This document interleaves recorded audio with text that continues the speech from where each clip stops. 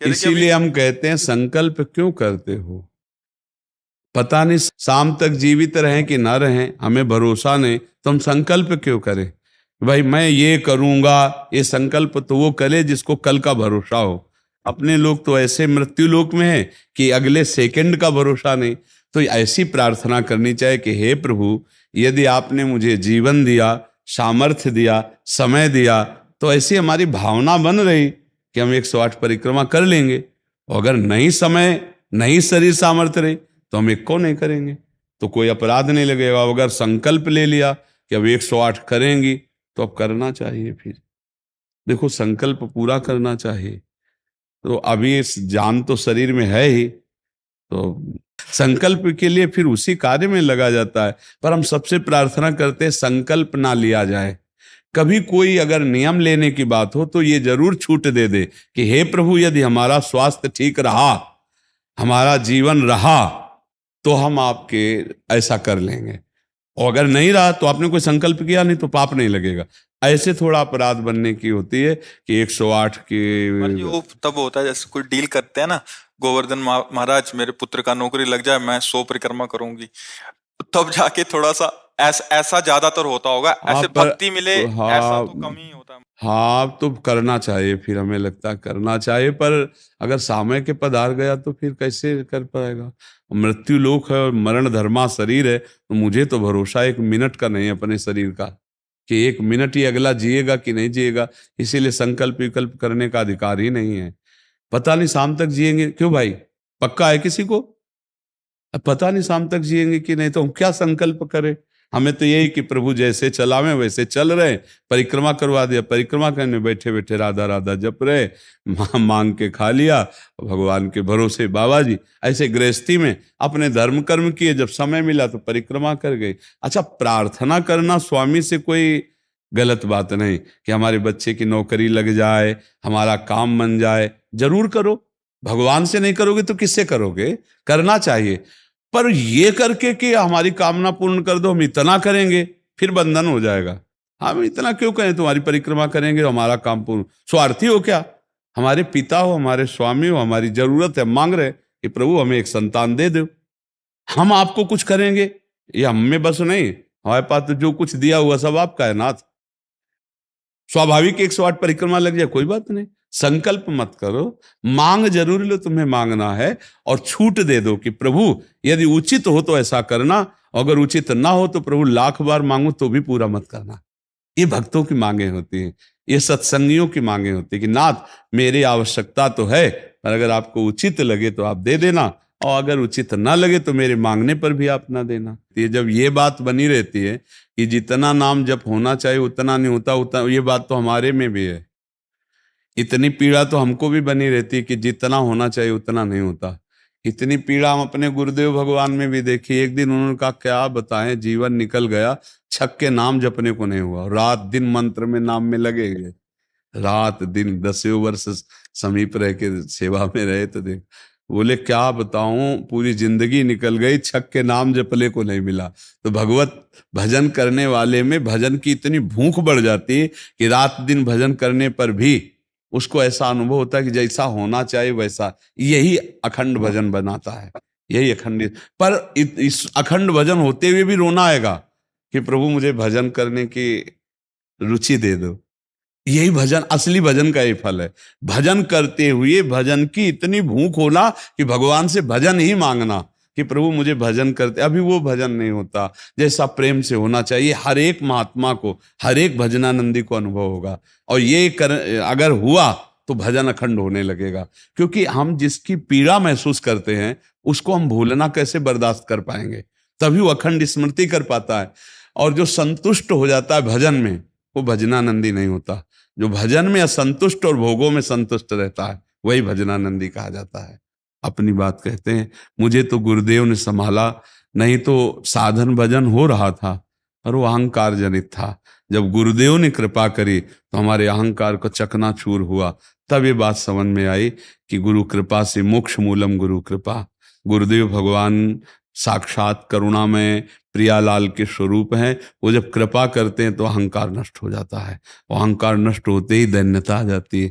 और प्रियालाल को दैन्यता बहुत प्रिय है, और वो दैन्यता कृपा से ही आएगी, और गुरु के चरणों में आसक्त रहो। देखो, हम आपको गुरु महिमा की एक बात बता दें, जब हम कोरा कागज होकर गुरुदेव के चरणों में समर्पित होते हैं, तभी हमारी हृदय में लिखा पढ़ी सही होती है।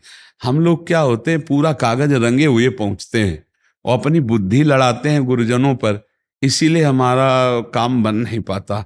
यदि हम बच्चा बन के गुरु के चरणों में जाएं, जैसा बोले वो और वैसा करने लगे, तो गुरु को भी पता नहीं चलेगा, इससे शिष्य की उन्नति हो जाएगी अध्यात्म की, क्योंकि उसने उनको भगवान माना है। देखो, एक हम प्रसंग कई बार सुना चुके हैं, एक उड़िया बाबा ने सुनाया था प्रसंग कि एक बंगाल के भगत के मन में आया कि मैं गुरु बनाऊं, तो एक प्रसिद्ध थे काली के उपासक उनके पास गए, और वो मदिरा पीते थे, वो जानते नहीं थे, वो मदिरा पिए हुए बैठे हुए थे। तो उन्होंने कहा, गुरुदेव, मैं आपको गुरु रूप से वरण करता हूं, मुझे मंत्र दे दो। तो शराब के नशे में लड़खड़ाते हुए मंत्र बोले, तो अशुद्ध मंत्र और अशुद्ध अवस्था, पर वो सीधा सरल भक्त भगवान मान के गुरु की छवि लेके पूजा में रख के और मंत्र अनुष्ठान, अशुद्ध मंत्र। 1 साल ही हुआ कि मां भद्रकाली प्रकट हो गई, काली, और उनका बेटा, तेरा गुरु ढोंगी है।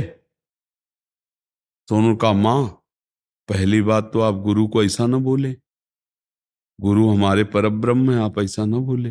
बोले, बेटा तो बहुत सरल है, जानता नहीं, वो शराब पीता है, और जो मंत्र दिया ना वो अशुद्ध है। मां ने कहा, तो उनका, मां, अब तो और विश्वास आपकी बात पे नहीं रहा।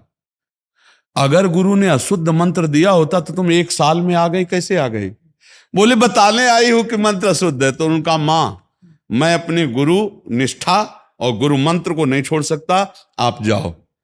तो उनका, बेटा, मैं तुम्हारी गुरु भक्ति पे प्रसन्न हुई, और आज से मेरे सिद्ध करने का मंत्र यही होगा जो अशुद्ध मंत्र। ऐसा गुरु भाव किया जाता है। गुरु को परब्रह्म साक्षात माना जाता है। परब्रह्म में दोष दर्शन नहीं होते, दोष हमारी बुद्धि का है। अगर बुद्धि का दोष निकाल दे तो देखो, मत्ता परतरम नान्यत किंचिदस्ति धनंजय, भगवान कह रहे मेरे सिवा कोई और है नहीं। फिर हम गुरु को दोष दर्शन में देखें, कहीं ना कहीं हमसे त्रुटि हो रही। हमें घोर पापी में भी भगवान देखना है, तो गुरु में भगवान देखने में क्या बात है? विचार करके देखिए, जब हम गुरु में भगवान देखते हैं तो अपना समर्पण करते हैं, और जब वो हमारे साथ उल्टा व्यवहार करते हैं और हम सह जाते हैं तो हमारा अहंकार नष्ट हो जाता है। वहीं वहीं रहकर उसको चोट पहुंचने दो अहंकार को, और अहंकार जब मिटिया मिट हो गया, तब कृपा उदय हुई, तब समझ में आया को हो साक्षात परब्रह्म गुरुदेव हैं। गुरुर् ब्रह्मा गुरुर् विष्णु गुरुर्देव महेश्वरा, गुरु साक्षात परब्रह्म तस्मै श्री गुरु। गुरु में भगवान बुद्धि करना बहुत कठिन बात है, सबसे कठिन बात विश्व में, समझ लो। गुरु में परब्रह्म बुद्धि करना, और गुरु में परब्रह्म बुद्धि नहीं तो कुछ भी कर ले, अहंकार नष्ट नहीं होगा। यह खुली बात कह रहे, गुरु ही एक वो खिलाड़ी है जो हमारे अहंकार को मिटिया मेट कर दे सकते हैं, दूसरा नहीं, दूसरा नहीं। इसीलिए ध्यान मूलम गुरु मूर्ति, पूजा मूलम गुरु पदम, मंत्र मूलम गुरु वाक्य, मोक्ष मूलम। गुरु का चरणामृत पियो, गुरु की चरण रज लगाओ, और गुरु के आगे एक तुच्छ सेवक की तरह रहो, अभी दैन्यता आ जाएगी। अगर गुरु में दोष दर्शन होने लगे तो हट जाना चाहिए, और दूर से उनको परब्रह्म मान के बिना निंदा किए उनके द्वारा बताई हुई उपासना में रत हो जाए तो उसका परम कल्याण हो जाएगा। दूसरा गुरु बनाने की जरूरत नहीं है। परमात्मा प्राप्ति के लिए गुरु कृपा है। हम तो आपको हाथ उठा के कहते हैं कि गुरुदेव की कृपा के बिना एक कदम नहीं चल सकते, एक कदम भी नहीं चल सकते। हम जैसे भूमि में ही कदम रख सकते हैं, ऐसे हम जीवित हैं, परमार्थ में चल रहे हैं तो केवल अपने गुरुदेव की कृपा से चल रहे हैं, किंचन मात्र कुछ नहीं। केवल वो ऐसे पकड़े हुए हैं तो हम चल रहे हैं, अगर वो ऐसे छोड़ दे तो धम्म से गिर जाए। गुरु कृपा ही केवलम, गुरु कृपा है। वो दैन्यता गुरु कृपा से आती। महाराज जी, धन्य भाग है आपकी कि आप दैन्यता चाहते हैं। हाँ, परम कृपा है वैष्णव आचार्यों की। बस चुपचाप चलते रहिए, किसी की निंदा मत करना और किसी के दोष दर्शन मत करना, बस इसी से दैन्यता आ जाएगी। और दैन्यता में रोना आता है, जैसे अब आपका दैन्यता में रोना आता है कि मुझ जैसे अधम पर इतनी कृपा श्री कृष्ण की, महाप्रभु की, गुरु की, तो वो हृदय निर्मल होता चला जाता है।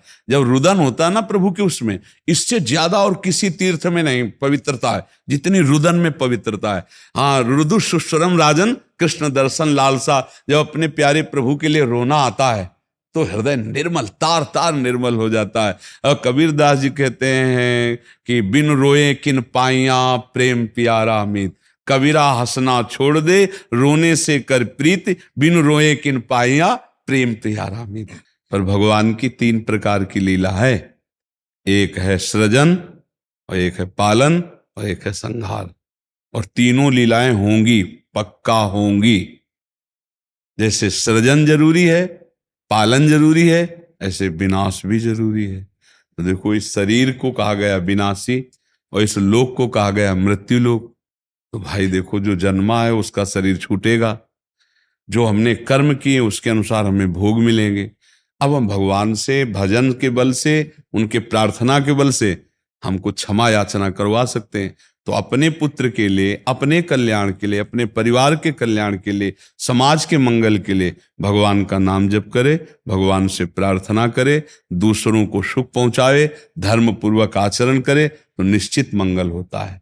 हाँ, बहुत अच्छा है। देखो, यशोदा मैया स्वयं भगवान लाला के रूप में आयला तो गौ की पूंछ से झाड़ना और ब्राह्मणों को बुलाकर स्वस्ति वाचन कराना, दान देना, मेरा लाला कन्हैया सुरक्षित रहे, क्योंकि बड़े बड़े आक्रमण